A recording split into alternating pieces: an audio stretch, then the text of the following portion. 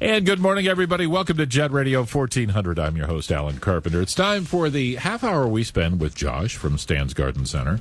I intentionally left my headphones off, so I didn't have to listen to him disclaiming what I say. Yeah. Well, I follow up Joe Lang with Foo Fighters, so I'm trying to cleanse the palate. Oh. Good point. But, we were actually having a pretty interesting conversation off air about how everywhere you go, you see non-native flowers and plants and fruit. And, what we think of, even here in Pennsylvania, apples. There you are. No, we have not. They were brought here. Corn, potatoes, all brought here. Yeah, this is a rare instance that we actually can transpose our off-air conversation legitimately without being shut off the air. Without being fired. to the actual airwaves without, losing our job. Or we were discussing our compensation as well. That conversation would not go on air. Yeah, that will have to. The big push in landscaping around the home, around anywhere really, commercial install, has been to try to hedge more towards a lot more native for a whole bunch of reasons. Sometimes are applicable, sometimes not. Like if you're going to landscape in a concrete desert, like the street side of downtown Erie, obviously form and function, you're not worried about the deer having good forage in that, but there is an area or a landscape design that fits. So the push in many residential landscapes, especially if you border any sort of foraging area or wildlife concerns and stuff, is to use much more, I guess we'll call it closely native plants, because to your point, that line is muddied, and it's muddied a lot. Yes, it is. So one thing that we've talked about on and off is what they've banned on the plant side, and it's becoming way more prevalent to just plain governmentally ban plants, and especially things that have been around for 40 and 50 years. It's cancel culture for plants. It truly is. And, and sometimes for us that work and live in the industry, sometimes I really scratch my head and say, okay, this plant XYZ has been banned, but in my opinion, this plant, ABC, is way more self-seeding and way more, but somebody must have an interest in that plant that doesn't want to erase that from the... I was going to say, the government not being completely even-handed, I am shocked. We're not allowed to talk about that on this show either, I don't think. True. But we could talk about horticultural government. It's talk radio. We can run down the government if we want. We can do that all day long here. We might get what do you call it? A demographic or a ratings. Yeah, we might get a boost in ratings. And this week politically is much different climate than it was a week ago. That is true. It is crazy to me sometimes how from one Friday to the next, how things change. These days, faster than ever. So you might not even be aware, and I just had this conversation with a sales rep that stopped to see me yesterday that we purchase perennial product from. Perennial material, your tiny vocabulary you've heard numerous times, is a material that comes back year after year. So this is the time of year when we feverishly... That is not annual, by the way. Don't make that mistake. Correct. And it is, if you're not in this business and you're an infrequent gardener, it's very, very easy to confuse. So I always have. It's one of the few instances in my life that I have empathy.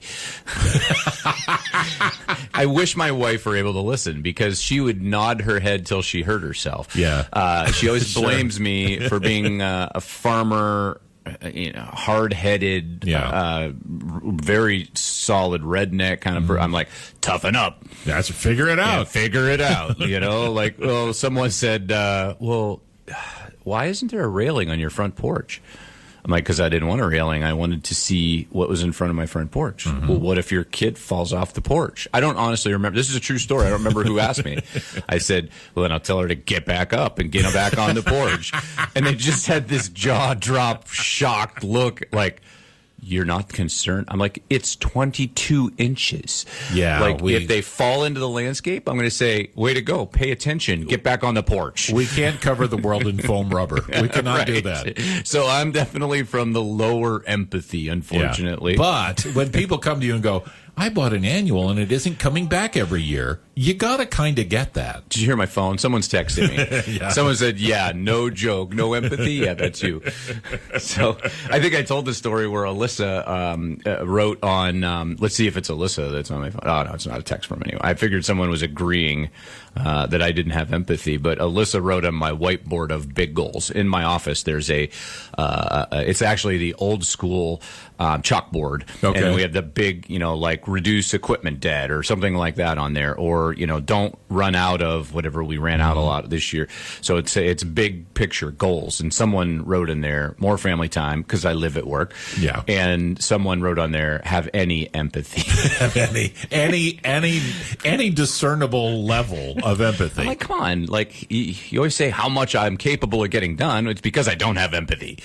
So, That's kind of true, though. The one thing that I do have empathy for, believe it or not, is repeatedly, and I don't even like roll my eyes and shake my head, is because I can understand where the disconnect is between understanding what is an annual, which you need to plant annually, which could easily be misconstrued as comes back annually, easily, and perennial, which does truly come back. Right. You think maybe I have to plant that perennially, but that's not the case. If that's even a proper horticulture word. But so this time of year, to give you, I always like to kind of give, and when we get things going, moving and shaking for next year with the radio, with TV and stuff, we're going to start doing some podcasts. All this stuff's going to be more behind the scenes. Alyssa's going to be on board with this. So you're going to see Alyssa more forefront with our marketing and taking some of my reins of educating and the marketing and media and stuff. And we have this idea that we're going to let a lot more things in behind the scenes, how things are booked, where they're coming from, where the decisions are made. We're going to turn this into a background. And I've never seen this. It may be an original idea where the background of a garden center, how these things come to market, is going to be out in YouTube and podcasts and things like that. So you get to see, because I really think it's a little bit of a mystery as to how a lot of these things start. And when I give tours, I get a lot of wide-eyed and head shakes like, wow, I had no idea. Yeah. So the whole thing that these cuttings are taken in the Dominican and red labeled on an airplane and dropped, and then we stick them in a very controlled environment as fast as we can and get them to root. And then once they're rooted, then they get transplanted into hanging baskets, and then they get treated in a certain way. And like all of that background that it'd be like getting to see something as simple as the Erie Playhouse and what's going on behind the curtain, yeah, which absolutely probably wouldn't be legal because I've been back there. That's not a place you want to visit, but that's another show. I was in the old Warner dressing rooms, and yeah, were they dressed? It's a place you didn't want to visit, right? Now they're very nice. But the background to some of this is probably going to be for the avid gardener really interesting and really unique. So where this material comes from and everything, I got on a little bit of a tangent. That's kind of what we're working on right now. Yeah. But what we're also working on, like I think a lot of people say, and they'll verbally say to me if they see me out, must be nice to have all this time off now. I'm like, there's not much time off right now. There's no time off. All of this stuff, we have a meeting right after this about booking overseas shipment of things like cocoa liner and things like that. Like, so that material needs literally imported. So we're getting to the volume of size where we're starting to import our own containers. If they don't fall off the boat, then we get what we need from things that are manufactured from other countries, Vietnam, Malaysia, things that are proprietary to those countries. We're starting to work with brokers to actually do containers right off the boats. So we're cutting out the middleman, keeps our prices where they're supposed to be. So we can literally compete with box stores on even cocoa liners and pots and things. So we're working on that.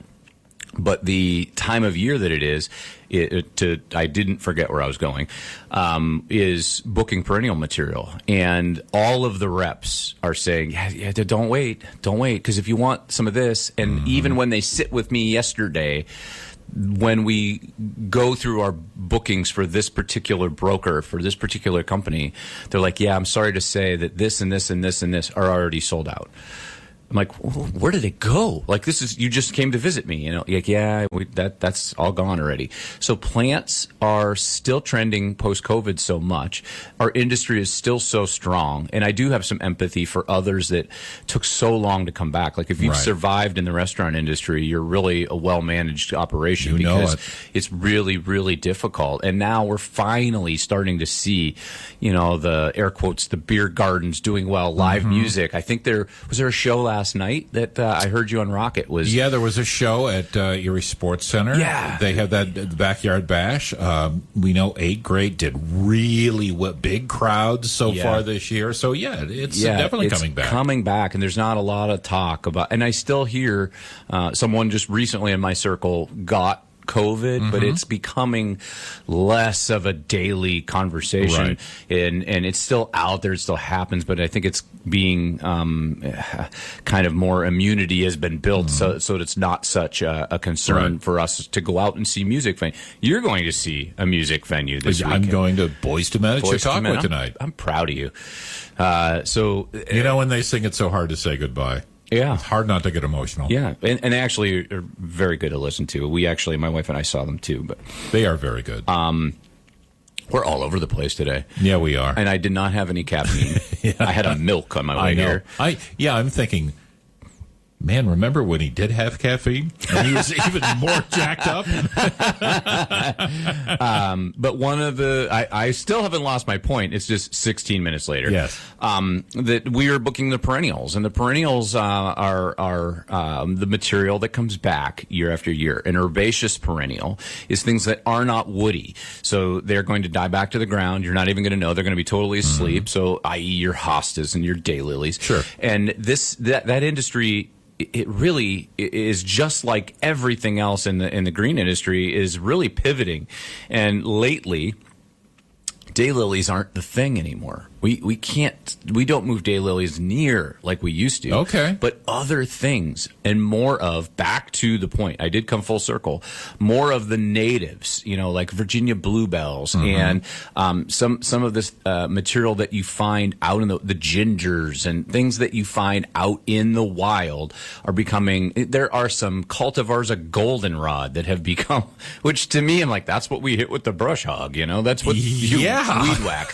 But they're, Solidago, I think, is the proper genus for that, is becoming more useful for our push to use for butterflies and bees and things because it's a pollinator. So they have kind of worked a little bit with that to make a more desirable, more compact, more bloom even plant instead of that heavy stick that you get in the ditch. They've made it more which you would hit with the brush hog. Yes, I remember. What we're having a great year in is echinacea, the purple coneflower, or now coneflower in all different colors. We even did a Thursday. We have Perennial Thursday, and we pick one perennial, and it's on sale that day, every Thursday. So check that out. Every week it's different. And we did echinacea last Thursday because it's still in prime. It still looks great. But that material, that herbaceous perennial material, is what we're booking right now, so that we can have the spring planted material come in on time and therefore plant it. So some of the material, whether it's hostas, daylilies, astilbes, you'll get some other miscellaneous stuff. We do usually a fall batch of creeping phlox and a spring batch of creeping phlox. So there's like an early, mid, and a late kind of thing. So all of that orchestra of when things are grown is going on right now.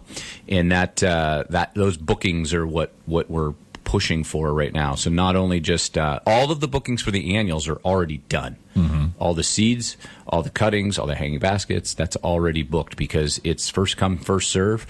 And so we jump right on it. If you're waiting until after Labor Day to book, you're going to miss out on something you wanted. Yeah, I've always thought that whoever said live for today was not in agriculture. Not anymore. Yeah, you can't live for, even if whether you're a farmer, whether you're doing what you do, you've got to always be thinking about 6 months down the line next year.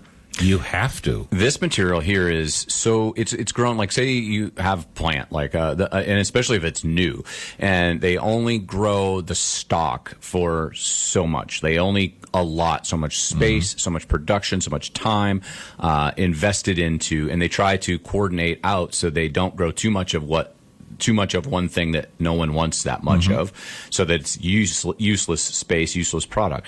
So they try to narrow everything down as tight as they can for the cost and the labor and everything of producing this material. And when you get something new and they don't have any idea how much interest, because there's no precedence, you know, in the law, they always talk about, well, this was always ruled this way in the past. There's no precedence for a brand new plant. So, and they're not going to invest these massive spaces and massive investment in dollars to produce a quantity that maybe isn't so in demand as they thought. So they always use precedents to grow, and then they'll try to get it down to exactly what everybody wants. And we're doing the same thing. Back in the day, if you want to look behind the scenes, the production of plant material, how it was produced, it was a lot more domestic than it was in Central America like it is now. There was a lot less air travel involved, a lot less investment of freight and things. It was very, very affordable to grow a ton of something and say, look, we're going to grow it because it's cheap to produce geraniums in Ohio. There was a big production of geraniums in Ohio for cuttings. It's really, really, easy and cheap to produce these geranium cuttings. So we're going to produce 10 million. Even though we may only sell 7 million, we are still better off to make sure we didn't miss any sales and have 3 million extra, because that's possible. It's not anymore, because to grow those geraniums are so much more expensive than it was in the 80s. They're trying to grow 6.2 million for 6.3 in sales, so they're totally run out. What they have is what they needed, and that makes the bookings so much more important. So that's what our staff is spending a ton of time doing right now, is allotting our space, our time, and our resource of getting that plant material in, whether it be annuals, seed, or perennial material. Perennial material is done by a whole host of different ways, either by seed, by vegetative cutting, or root division. Sometimes the same plant can be done from all. They can be produced from seed, from root cutting, vegetative cutting, a little green snip, and rooted on its own, or root division. Sometimes they can be all done different ways that kind of produce a different product in the container. So sometimes it seems like when you sit down at my desk and go through, start booking stuff, it's daunting. It's you pick one plant. Okay, we have some of this being grown this way, some of this being grown that way, some of this being grown, in the spring. We start some in the fall. How many do we have? So Excel is my friend. Yeah, but when people do get a glimpse of the inner workings of stands, they're going to get a sense of how kind of complex it is, but also, it's a family business, and that operates differently. I watched a very short documentary last night, believe it or not, on YouTube about Panda Express. It's a family business. No kidding. And it's interesting how the family has sort of created this little dynasty. You handle marketing. You do this. You invented the orange chicken. You do that. And it's like, I never knew that, but it gives you a different sense of how that business is. Someone just, the same gentleman that was here visiting from Growing Colors, which was the name of the broker that was visiting us, and he said that's how a lot of the garden centers, they're growing in size. And we mentioned petites. Okay, so if you've ever been to Cleveland and ever stopped at a garden center, there's a high probability that you stopped at a petites. So I said, I'm going to take a visit to Klein Nursery in Ohio, because I'm looking for a really eclectic mix of a few things that Klein does well.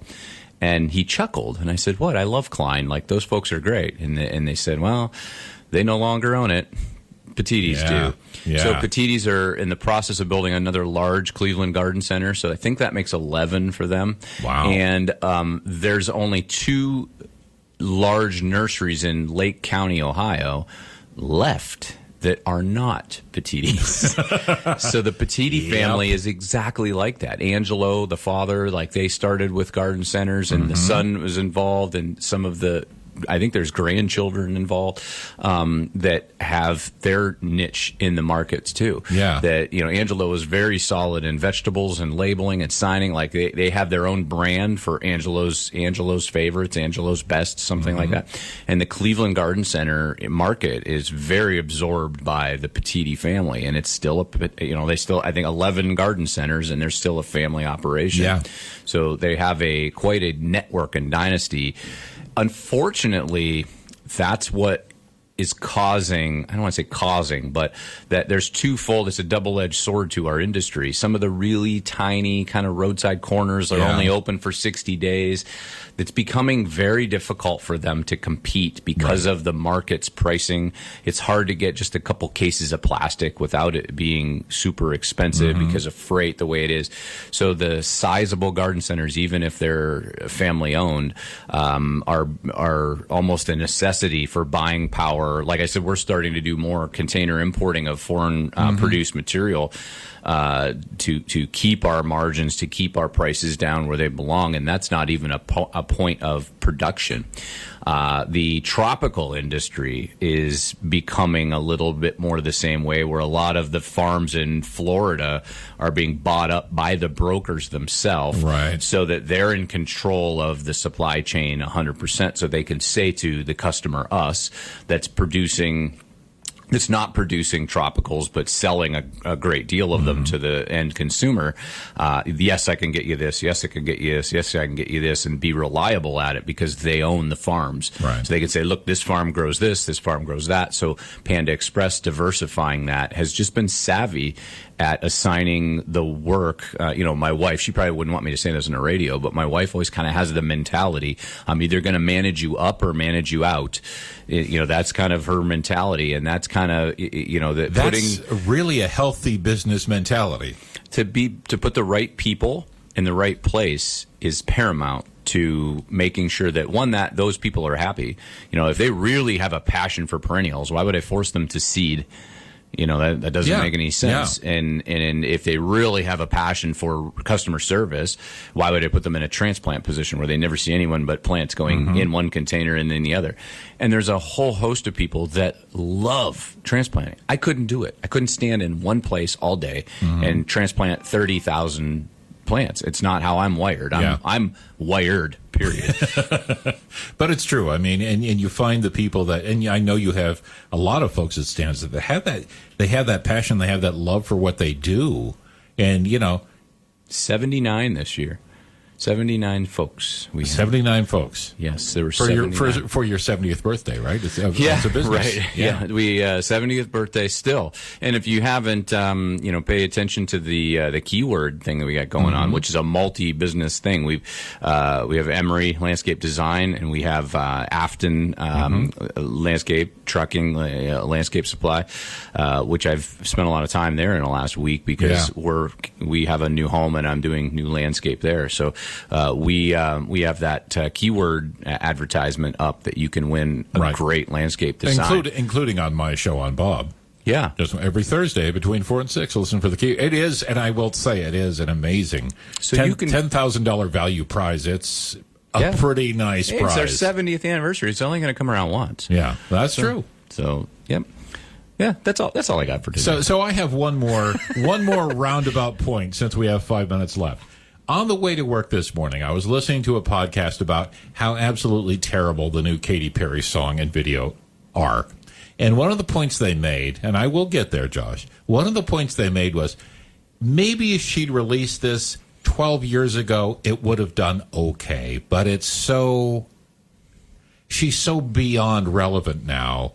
And she's still kind of trying to do the same thing she did. And I thought, pop culture, and we talk about politics, it moves so fast now. Does the trendiness, plants are very trendy now, and what people want, is that moving faster than it did 10 or 20 years ago? I'll give you an example. We could not have sold a more unexpected amount of rue the year that movie, that Divergent movie came out. Yeah. Because the little girl's name was Rue. And all of a sudden, and I really struggle sometimes to pick out the social trends that transpose to plant the connections. Yeah. Like when you started on Katy Perry, I want to start like waving my hand. Like I have no idea what you're talking about. I couldn't tell you what the new songs are that don't listen to her new song. If I did, I wouldn't know. So it sounds like AI wrote it. It's bad. And you're absolutely right. Like right now, things we're literally kind of going like, man. And if we are the old timers, they were like, we always grow 2,900 roses. Okay, well, we need to grow what comes around. I had this conversation which probably wasn't the person to have it with, but we just went to Columbus. I talked about Columbus and all the new stuff, and I straight up asked the rep at Star Roses, which is owned by Ball. The company that Ken was on, Star is owned by Balls as a sister company. And I said, hey, to be honest, and this is going to be relevant for a lot of people out there, I don't see a lot of knockout roses in your booth. I see a lot of this new, very hardy crepe myrtle bush, the shrub, the smaller. I see a lot of the oak leaf hydrangea that I'm really excited about because it's markedly different than anything else out there. But I don't see not one single knockout rose bush in your booth. I said, now be honest. Which were the mainstay. Oh, they were the beginning of the maintenance-free landscape rose, and they're still all over the place. But the problem, and the rep finally, kind of, you're kind of right. You got the pulse of what's going on. They have started to be run over a little bit, in my opinion, by more compact, more aggressive blooming, more disease resistant. Some of the claims are unfounded. Like they don't look that good 3 years from now, where the knockout tends to, but others are. They're very, very disease resistant. They're very aggressive, very floriferous. I know you like that word. I love it. And he's like, yeah, so it is our anniversary. Like, I don't remember what it was. Knockout, I can't remember what he said. It's 40-year anniversary or something of the advent of Knockout. But it was out in another area in the foyer. Like, no, it's here, but it's all in one area because it's the anniversary of. Yeah. But I said, is the anniversary the beginning of the end? Because this plant has run its course, and now there are things like Easy Elegance and Oh So Easy by different genetics. It might wind up being the iPod of roses. Like at the time, it's like there's nothing like this. It's amazing, and then you have it exactly. It's exactly it. So, for instance, Dusty Miller. My goodness, Dusty Miller has been the same Dusty Miller forever. And now there are other Dusty Millers that are coming out that have a different leaf to it that are much showier and much less lacy, but they're really brilliant white. So it makes you wonder, like, I've known the same Dusty Miller my whole life, and it's a filler plant. It's wicked hardy. For an annual, it's probably could be a perennial. And they've actually adjusted and tweaked what everybody uses as a filler vine, that Vinca vine, that has a different variegation, and it actually has names now. It's not just unpatented Vinca. There's actually other varieties that you can get that have a more prominent variegation. So you're 110% right. And if you don't stay on top of it, and I've said this over and over again, as far as laptops, touch screens, your iPhone, your Android, whatever it is, the plant industry is ridiculously faster than the electronics. You think, they're putting out a new cell phone every year. They're putting out 8, 10, 12, 20, 30 of the same kind of plant every year. That's like if you could imagine if Samsung put out 15 new phones a year. Right. They're not. They're putting out one or two, and they're letting it ride. Kind of like a new single on music. Well, you don't want to run over the last one until it's done making money before you put out the next one. Not in the plant industry. They are tripping over one another left and right, trying to come up with the latest and the greatest. And I talked about how genetics, not genetic modification so much, but genetic realization as to how they're finding the stuff in the petri dish much faster. It's not manipulating it as much as it is just speeding the process. And the plant industry is, and I struggle now. I need the staff help from the different departments to kind of chime in, because I struggle what I used to be like a photo, who is that Matthew Glover who could just remember everything. That was me with plants. But now two things have happened. One, I've gotten ancient, And two, the plants are coming to market so much more aggressive. We used to have 3 different kinds of geraniums. Now we have 30. I can't keep track of what's left, what's right. So you're absolutely right. Okay, well, it's nice to hear that for a change. I tell you every Friday, buddy. Thank you, Josh.